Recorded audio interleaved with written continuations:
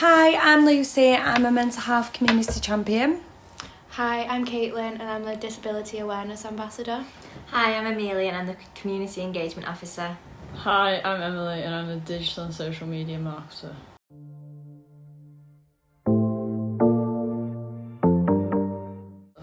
So today we're going to be talking about mental health and also our experiences through lockdown and how it affected our mental health.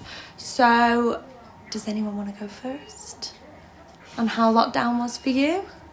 I mean, I loved it and hated it. I don't really remember it and I don't really know how I survived lockdown, if I'm being honest. I don't know what I did to keep my brain occupied because my brain is constantly going. In lockdown, nothing was open. The first and third one anyway. So the first one, I don't know what I did because I was in college at the time and I hated the course. So I wasn't doing any work. So how I kept myself entertained when my brain is constantly going and constantly like, what can I do? And I get bored quite quickly. I don't know. I don't really remember it. If I'm being honest. It feels like ages ago. Yeah. And it's kind of a bit of a weird thing to think it was only last year. Like even lockdown 3 for me feels like it was like 10 years ago. Yeah. Like this year's just Flew.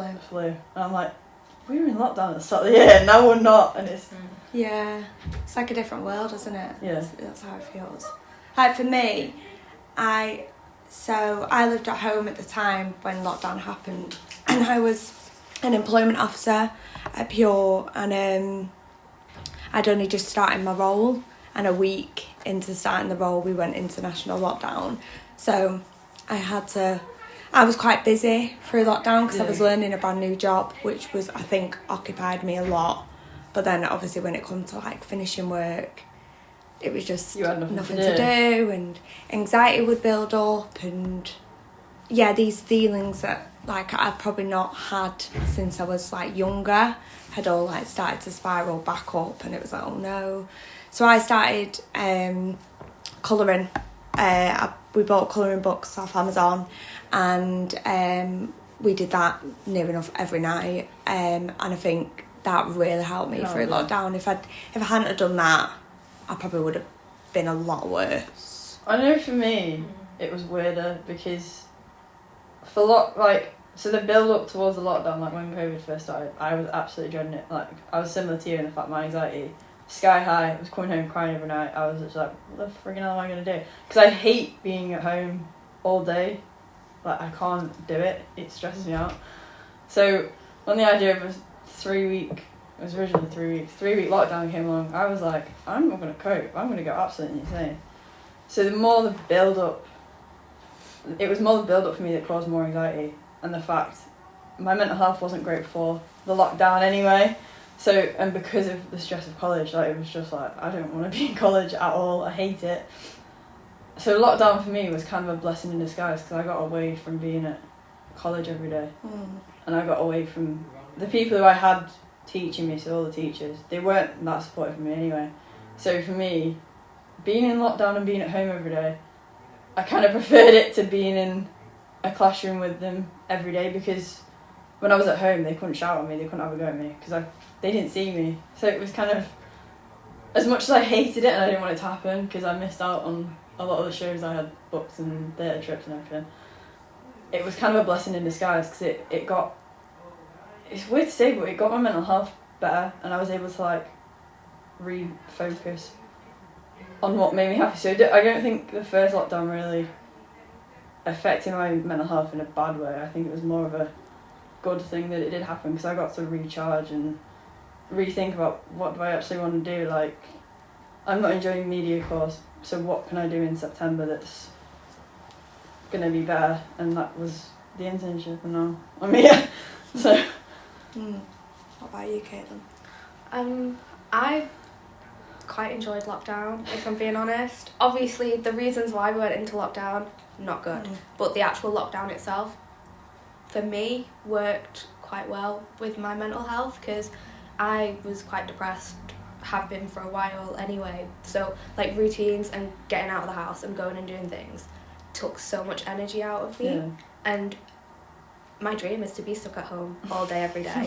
And I kind of found my own little routine at home, and I stuck with it, and it was great. I was like working out all the time, and I was like catching up on all my favourite films, and I didn't have to see anyone, didn't have to do anything. And I feel like I could like finally take care of myself for a bit, because I had the time to do it. So like, it sounds really bad, but like hygiene and like self-care, never had time for it, or never had energy to do it outside of lockdown with uni and work. But in lockdown, You were able I to don't know, I do kind that of sort of thrived a little bit. Yeah. I think the first lockdown as well was a bit of a novelty, in the fact it never, like, if you think back to last year when we got put in lockdown, like, the weather through that first lockdown, it was amazing. So everyone, they said it was 3 weeks, but everyone was kind of like loving it, because they were like, oh, we don't have to go out, like, we don't have to go to work, we can do it all through Zoom, like, you've got more time to be at home. And then obviously the weather, everyone else was outside in like the parks going for walks, so it was kind of, and people were like, I think a lot of people were scared, but they were also like kind of happy to be in that first one. And then the second one and third one, I think after that it was just like, no. Yeah, I hated the third one. The third one was the worst for me. Because you would see me in my back garden with like 10 layers on, trying to skip and lift my little shitty weights in the back garden. Oh, yeah. And the wind was like, I put a gazebo up to try and stop the wind from getting in at me. Did not work. Oh, no. It got knocked down like 10 times. My workout was putting the gazebo back up. Never mind actually doing a workout.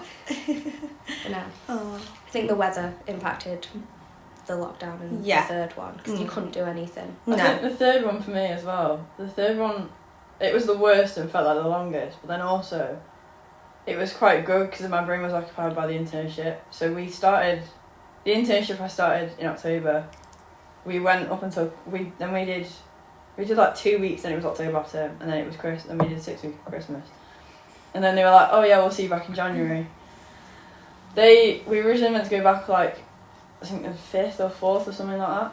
And then they were like, well no, we're going to go back the following week. And then we didn't go back. But because they'd set up a routine, in the fact we were on at 10:30 in the morning, or 10 o'clock, I can't remember. 10 o'clock in the morning and 2:30 in the afternoon. I kind of had that routine, so I knew I'd have to be awake. And it was kind of like, because they were giving us work and stuff to do, my brain was a lot more occupied. So I feel like the third lockdown, as much as it was hell, it was more preoccupying my brain more than the first one. Yeah. Because the first one I didn't do anything. They'd send work across and I'd be like, yeah, I'm not doing it. Like, go away. I just wanted them to leave me alone, to be honest. Yeah. What about you, Amelia? Not gonna lie, I loved every single one of them. I just loved them all. I was in my zone. It's like I've been living my entire life just for the lockdowns. Like I've built up, ready for it. Like it was just my comfort zone with everything. Same with the hand sanitizer thing as well. Like everybody was using it. I was like, copying me now, because I used to be obsessed with hand sanitizer. Always wearing it, putting it on my face, on my eyes, everything. In your eyes? Oh I still do it to this day. If like Tandy, if we sleep together, me and Tandy, and she like puts a face on me, but then she like licks near my eye, sanitize my eyes. Yeah. Oh my god. I think germs are there, and I can feel the germs there. Get the sanitizer, I'm fine. I won't get anything on it. That's mad. That's like blow my mind. Yes, but so when everybody was like bulk buying hand sanitizer, like I already had like a bulk buy in my house already, and I was just like, maybe I can start selling them to people. No, I'm joking. No, but I really love lockdown. It was great. I was in my own house, so I was just chilling, doing my own thing, just being exactly what I want to do in my entire life, because that's what because I'm antisocial anyway. I don't like going out with people. So it was nice to see when people was like, oh, do you want to go for a walk? No, COVID. I could say no. I could say no without feeling too bad. Yeah. Because COVID there was a the reason. excuse. Yeah. So that was fun. And it was just nice. The weather was good, so I was sunbathing all the time. Even the weather and stuff and the other lockdowns, I didn't really care, because I was just happy. Yeah. Didn't have to do anything. Same with like the shops and stuff. If someone stood too close to me, you can tell them to move without feeling bad. And usually before COVID, if someone did that, obviously I wouldn't like anyway, so you couldn't really say move because it's like, why? But now because of COVID you can say move without feeling bad. Same with like sitting on a bus. If it's like, I mean, I've not got the bus for ages, but I'm just thinking, like, if you're on the bus, someone's sat next to you, you can tell them to do one because I've got COVID or something. I mean, what I used to do, which is it's funny though. So I'd be in the shops with my mask on and everything back in like the proper COVID time, and there'd be so many annoying people like walking in front of you, but like when you're looking at something to pick up and they literally go right in front of you and it's like, come on. So I just start coughing. And then they'd soon move. Like, I'd be full on like getting my whole body coughing up there, like, and they'd move. So it was nice because I could finally just be like myself without feeling bad. Yeah. So it was nice. Yeah, I enjoyed it, and I'm hoping. I'm not going to say I'm hoping there's another one. Yeah, don't say that. You can cut that one out if you want. But yeah, I'm hoping there's another one. I think different people have different experiences, don't they, completely. Like, for me, so my grandma had passed away in January 2020 and quite unexpectedly. And so it was like a big turnover of, okay, right, lost my grandma, now there's this like COVID going around and like they're talking about this lockdown. So it was like, for me, my grandma died, that's a new world to me, like not having her in my life, and then to be told, oh, now you're going to be stuck at home because of a virus, it's now another new world. So I feel like that really prolonged my grief and a lot of my family's grief, having just been stuck at home, because realistically, if she was here, we wouldn't have seen her anyway, because she would have been vulnerable, so we wouldn't have been going around and seeing her. So it wasn't until like kind of this year that I've started like, okay, now I'm grieving. But it's took a whole like year of not knowing where I am and what. So yeah, I think a lot of people who've lost people through COVID or prior to COVID probably is only just grieving now, which is very sad, because it's kind of prolonging that inevitable feeling, isn't it? So yeah, that was kind of I've noticed that kind of this year, that my anxiety's been a bit higher. I've been feeling certain like different ways about things, and and it's like, well, that's obviously me grieving now, and a lot of my family members are in the same situation as well. So yeah, that's kind of my experience. I don't think any of the lockdowns like impacted my mental health in the senses, because I've always just had mental health issues since whoever knows remember. So like it didn't impact anything. It was just nice to kind of just, you know, be normal in my normal eyes. It was nice. But yeah, it was good. Fun times. So I was going to say, I think I was more anxious about coming out of lockdown than I was going into it. I was quite anxious going into it, obviously, because like you said before, we didn't really know what to expect, and it was quite strange. People wearing paper bags on her. But I think quite a lot of people were like, oh no, I'm so excited to like go back to work and to see people, but I was so not ready for that. I think people were excited, but then when that actually came and the government actually said that, people started panicking, and people were like, oh crap, well now we've been self-isolating for however long, for like 3 months or however long that first lockdown was, and then they've turned around going, right, you can start going back to work now. I think a lot of people were like, they were dead excited while they were in lockdown, but as soon as that actually happened, they were a bit like, oh, well. Yeah, I was the same as you. So when the government started talking about, oh, we're going to maybe be looking at coming out of lockdown, my anxiety was like, whoa, like I've been stuck in the house for 3 months. I am not like, this is kind of normal to me now. Like, now you want me to go out of the house and start socialising with all these people. I was the exact same as you. Like, my anxiety went, woo. Like, at that moment, it was scary, because it was just like, well, what do we expect now? Because we've gone into this, and now we're going to come out, and what's life going to be like, really? That was kind of my thing. I kind of don't know whether lockdown was actually a good thing or not. For them to do, in terms of, I mean, you loved it, like I loved it. like no, but I mean, it's in the sense of like, it did heighten a lot of people's anxieties, like going into it, like I was a mess going into it, crying I think pretty much every night that week until they announced the lockdown. And then, like, throughout it was fine, and then coming out of it, like, humans don't really like change, and I know I hate change. I can't deal with it. It freaks me out. So I don't know whether it was a good thing they put us in lockdown because people were so used to routines. Then their routines got broken, and then they had to create an entire new routine, and then they had to rebuild that old routine they had originally. So that was a lot of change in such a short amount of time. So I don't actually know whether for us, for everyone, mentally and maybe potentially physically, whether it was actually the bestest thing to do. No, I don't because think it was. Building up, like, again, this is like immune systems. Like, everyone's immune system now will be so much weaker now, like, than a year and a half, like 2 years ago, like in 2019. Yeah. Because we've all been hiding away from this virus that's. Well, I mean, yeah, a lot of people have died, but like, a lot of people still get over it as well. Yeah. So it's like you've got to build up that immune system. You can't hide away from a virus because if you get it, if you get it again, your immune system's going to react quicker. I'll probably start drinking hand sanitizer to try and stop myself from getting. I'm joking. Please don't. No, I'm joking. No, but I think you're right. Like, I know so many more people who are poorly now than I did through, like, the whole of COVID. Like, everyone's got a cold.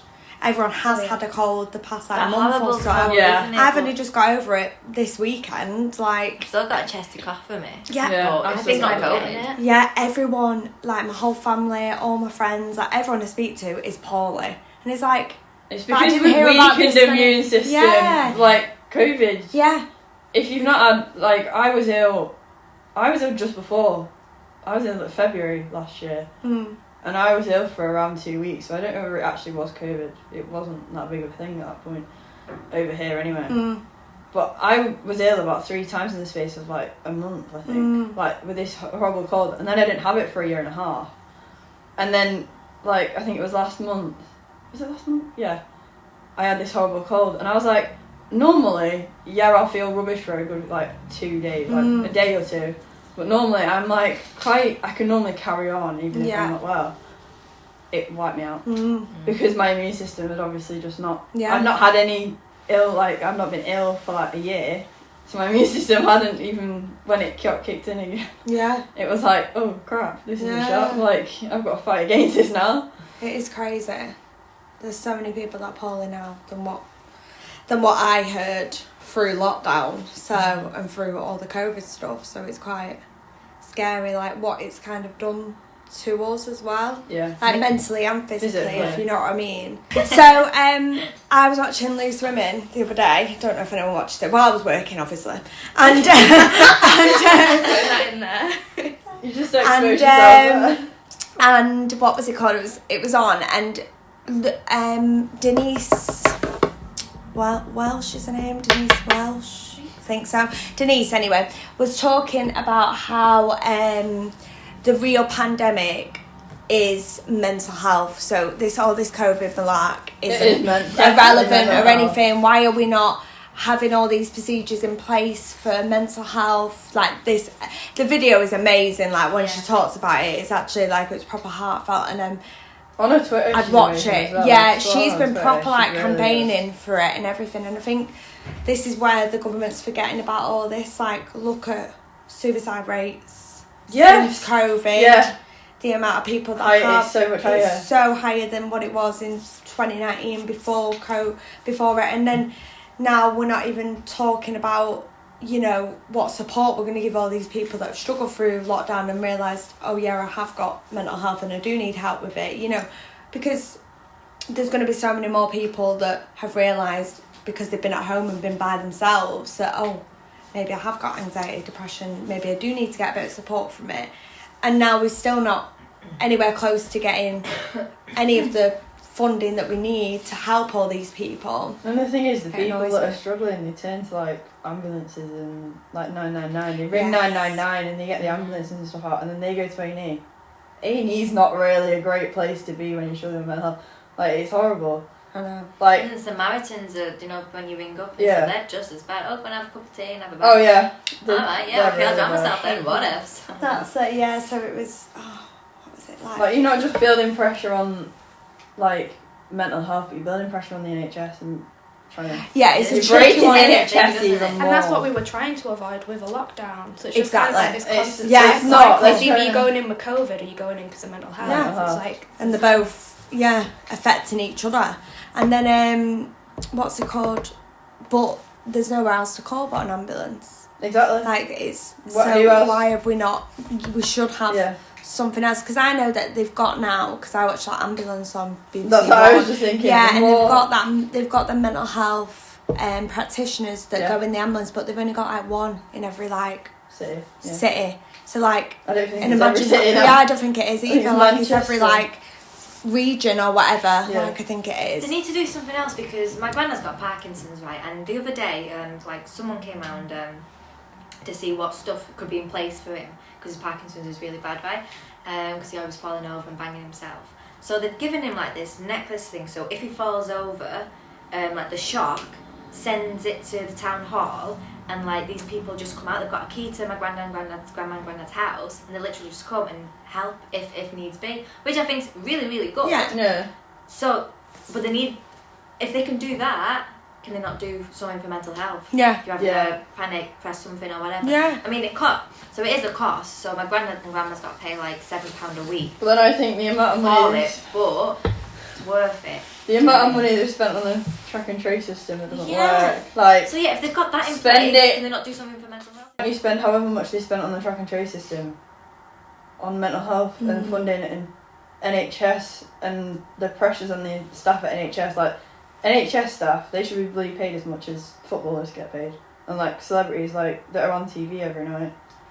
They should, the NHS staff, they should be getting paid however much they get paid, not like a 1% wage increase. I think not That all doesn't of them. even go that far. I feel like the heart surgeons, the brain surgeons, people like that should be getting the money. Yeah. Not Yeah. like... I mean, because you'd be a nurse, you'd be like a carer, whatever, knowing it's draining, know it's physically demanding, emotionally demanding, but you still didn't because you care. So, like, don't complain, in my eyes. Do you know what I mean? I never... Fair enough, yeah. I mean, but I'm quite black and white thinking, like, it's either... It's not my fault, like... You've I'm done the it same. knowing. Like, when I was... you know, I've never complained about when I was doing CSW being physically and emotionally demanding because I set myself for it. Like, this is the job I'm in. I'm not going to complain about it. Like, Then again, I don't think you expect that to happen. I think you go into a job kind of not expecting to be emotionally like abandoned. I mean, the thing is, I can't get emotionally like, or physically drained because it's been sucked out of me. I'm like, there's no emotion. nothing. So anything that is emotionally draining for some person is the Doesn't norm bother to you. me because it is what it is. Yeah. Fair enough. But I'm very black and white thinking in that, so it's probably not the best. You know, I'm not.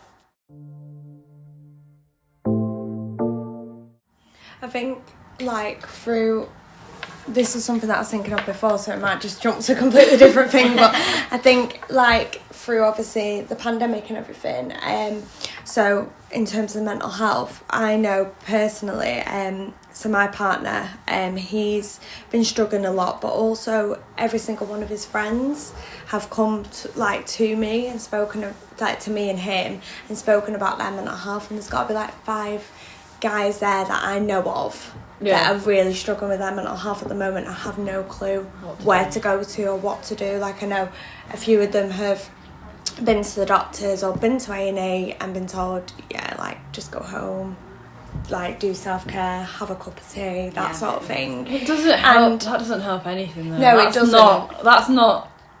You need. I don't know. I mean, talking for me does, like, if I talk to someone I trust, then it makes it better. But like, them turning them away at A&E, that's what frustrates me because mental health. Like, what's making a frigging cup of tea gonna do? Like, I know. Nothing. It's not gonna do anything. Like you saying, go home. Okay, if they go home and they feel suicidal or whatever, anything can happen, and then they ring 999 back, and then they'll go back and be like, oh, well, you should have stayed home. No, it'd just be the You same cycle. told us. Yeah, it's just Well, the same cycle. What if you were so depressed you hadn't done your weekly shop and have no milk in for a cup of tea? Is who it has a like? cup of tea with no milk, you know, like they're sending you home. They don't That's know your true, situation. that's I know true. it sounds really No, silly, I know, but they don't know your situation. that's So they're true. like, go home, self-care. It's like, I don't have any face wash. Yeah. I don't have this. I don't have that. Like, Yeah. If you You don't have it, so how's it depressed, helping? Yeah, you're not that's gonna- true. Oh, they And have you're really intrusive thoughts, and they put the kettle on and then burn themselves with it. yeah. And they're not gonna- to try and like, I don't know. Sometimes they're not that stable, mentally stable, to be able to look after themselves. Yeah, it really scares me. It scares, yeah, when I think about it, like, because I know about 5 different lads my age now that I know are really struggling with their mental health, and there's nothing that I can do. That, you know, like, I can try as much as I can, and that's what I do. Like, I'll tell them about all these amazing services that are out there, and there is some amazing charities that are out there that will support people, but they don't have enough funding to support all these people and stuff. Yeah, everybody. But yeah, it really scares me when I think about it, because, like, you know, they're not getting any support. They don't want to go to A&E anymore, or don't want to go to the doctors because they're not being listened to. So how's that going to end? Like, Yeah. obviously, you know what I mean? And it just, yeah, it really, really scares me. So I just kind of wanted to just get it off my I feel chest. like a lot of the time, if you ring 999, they, like the paramedics who they send out, a lot of the time they seem to listen a lot more Oh than... my God. They listen a lot better than what they listen to you in hospital. And I don't know if it's just because... I mean, obviously, the ambulance service is so run down, but, like, I think NHS are even, like, the hospitals are even more run down. But paramedics, honestly, some of the paramedics I've met are some of the nicest people, like, that could do that job. And I'm like, why aren't there more people like them in hospitals? Yeah.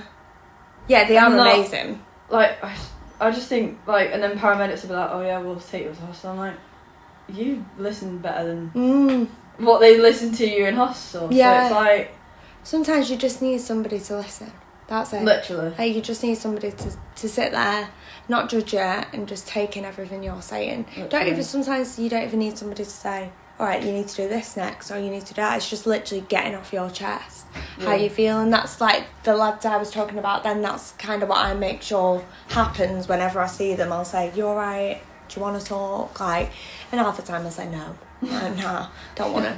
But do you know what I mean? Like, I think that's the only way. You know, they might just literally want to tell someone that they feel like rubbish. And this is the way they feel, but they don't get that when you go to A&E. I think or as you go well to with the men, doctors. it's embarrassing as well. Like, men's mental health has been so, like, such a taboo subject with men. Like, oh, men have to be strong and all this. And in actual fact, no, they bloody don't. No, They can be as vulnerable as women are.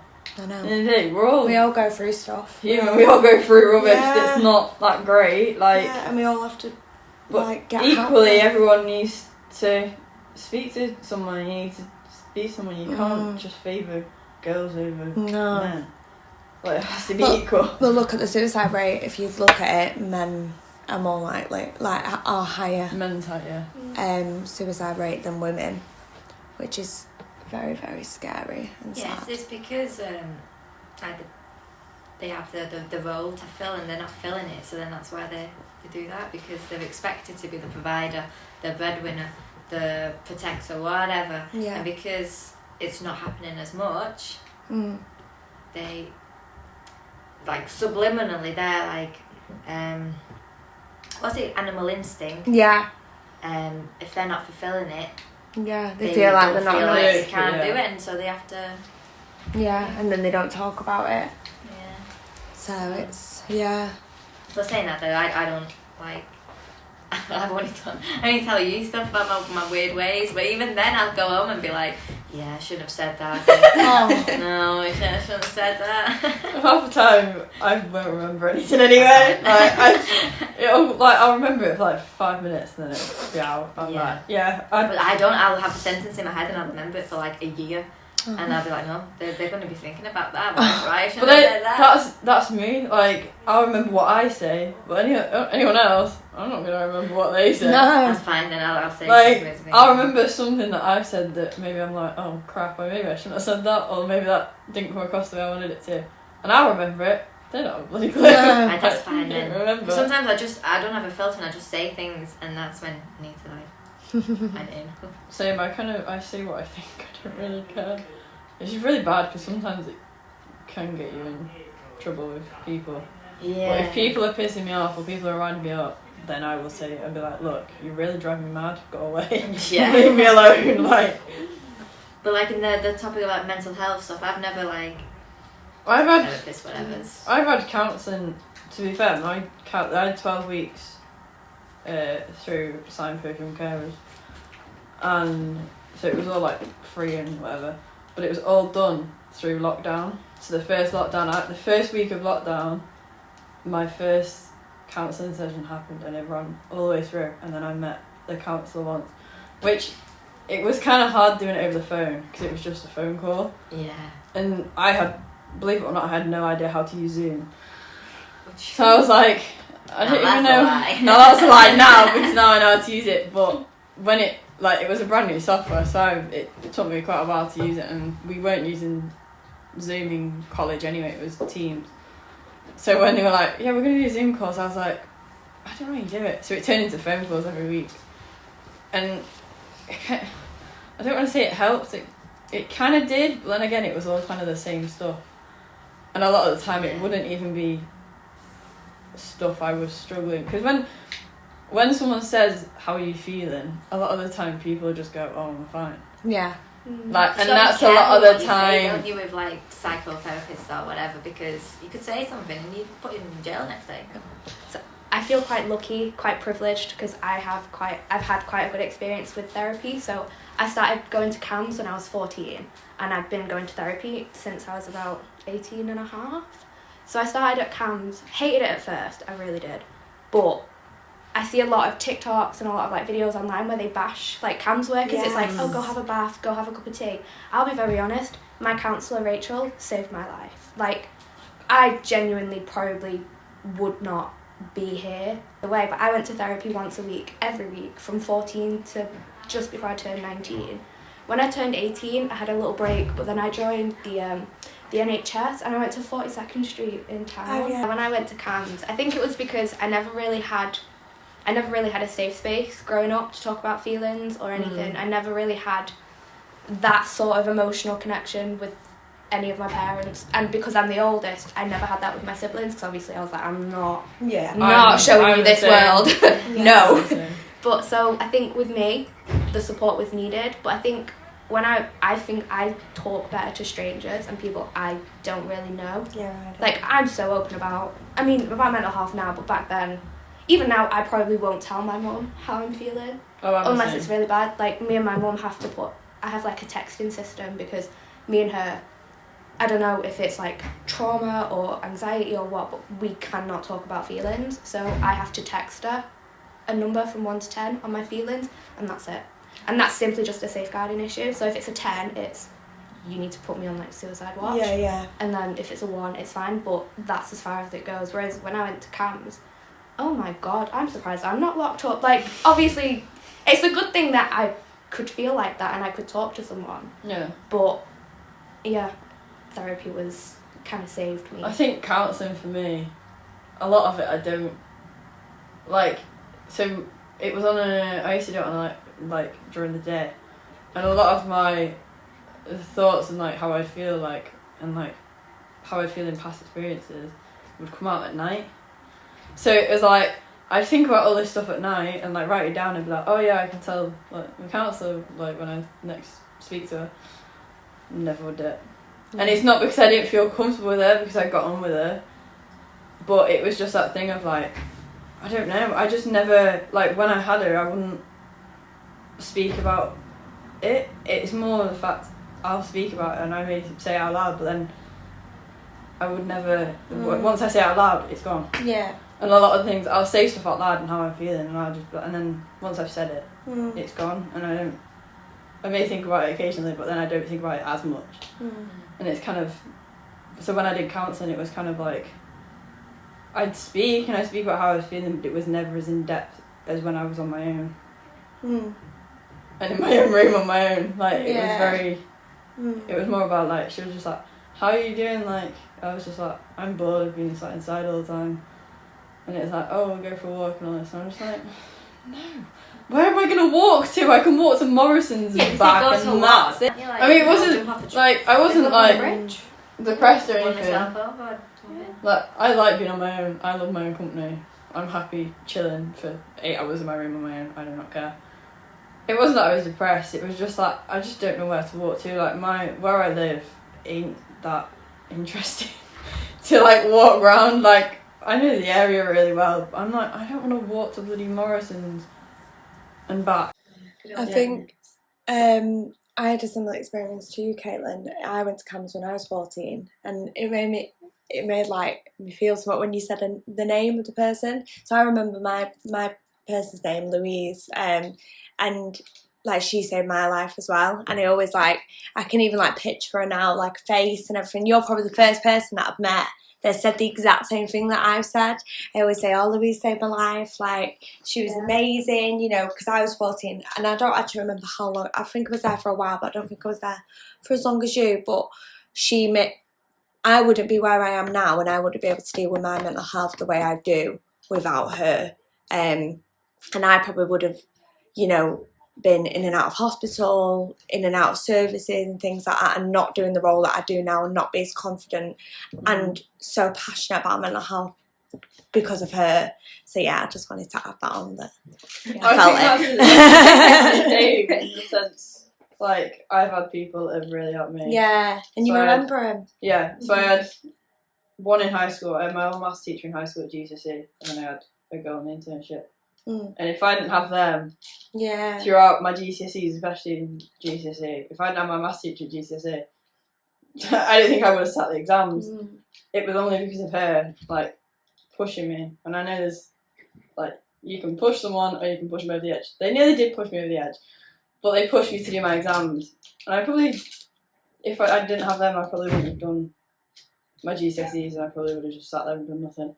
Yeah. But because she'd always used to say to me, if you're going to do an exam, if you're not going to do it for yourself, do it for her. So that was what would be like, well, I'm not doing it for myself, I'll do it for her more than that. And then on the internship, with lockdown and stuff, it was just, I think also what helped me with lockdown 3, the third lockdown anyway, was I had that person checking for me every day. So we had Discord, so we used Discord. And that's what we'd meet up. So every morning I'd get a message being like, "Hi Emily, how are you? Like, are you okay?" etc. And it'd be multiple times in the day. So I think that really helped. And if I wasn't alright, I'd message her or I'd ring her up being like, "Yo, I'm gonna scream. Like, I hate this lockdown." Like, stuff like that. So and without them too, I don't think as much as I hate admitting it to them, and I'd never say it to their face, I hate, like, watching now. they like brought out a lot of confidence in me, and they believed in me when I didn't believe myself, and I still don't. And it's probably not going to change, but they encouraged me and helped me a lot. Yeah. And I think it'd be a lot different if I hadn't have met them and like done the stuff I did. Like, I don't know where I'd You're be. always meant to meet like certain people. Like that's always meant to happen to help. That's what I believe anyway. Yeah. I think certain people that fall. I think my experience with like counselling and stuff were just negative because my issues and stuff are not textbook. Like, and the private woman I was with, she was very textbook with the mental illnesses. But because mine are very complex, I was more aware of my stuff than her. So that's why I stopped seeing her, because she was making it work. If I was, I'm not going to say weaker, that's not the word, but if I weren't mentally as strong, knowing my illnesses, then... You weren't more self-aware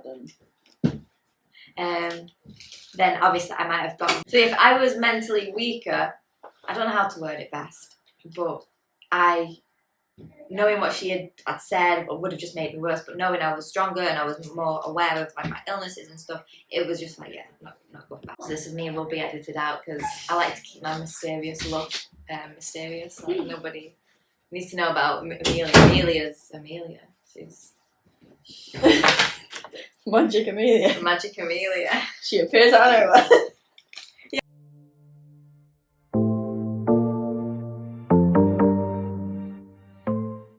Thank you for listening to our podcast today. We hope you enjoyed it. This podcast was to help people who are dealing with mental health at this time. We wanted to talk about our experiences and also discuss around lockdown and how that's changed mental health. We have attached links to local services in the area that can help and support you through mental health or any difficulties you are having at this time. Please have a look there. Also, if you are in crisis, please contact your GP or emergency services. We look forward to the next podcast. Stay tuned.